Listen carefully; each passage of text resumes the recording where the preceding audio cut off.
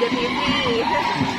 Nah, ini sebagai pelatih dari nari dari Koja, pelatih nari dari adik-adik, biar kedepannya Koja tetap ada penerusnya.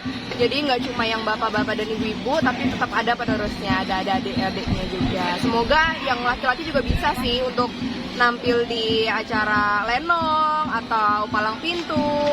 Ditunggu acara selanjutnya.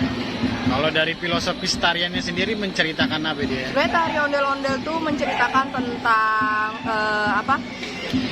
kesenangan gadis-gadis Betawi terhadap budayanya. Gitu. Sebenarnya ada tariannya itu ada silatnya juga, melambangkan perempuan Betawi itu tidak hanya cantik tapi juga kuat. Tapi tidak ditampilkan karena waktunya kurang. Jadi ditampilkan yang bagian cantik-cantiknya aja.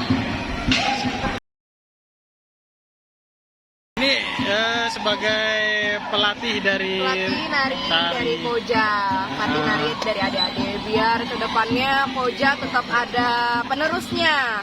Jadi nggak cuma yang bapak-bapak dan ibu-ibu, tapi tetap ada penerusnya, ada adik-adiknya juga. Semoga yang laki-laki juga bisa sih untuk nampil di acara lenong atau palang pintu.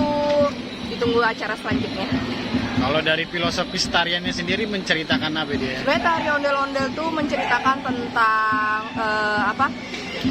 kesenangan gadis-gadis Betawi terhadap budayanya.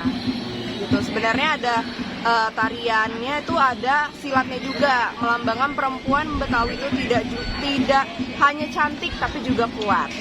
Tapi tidak ditampilkan karena waktunya kurang. Jadi ditampilkan yang bagian cantik-cantiknya aja.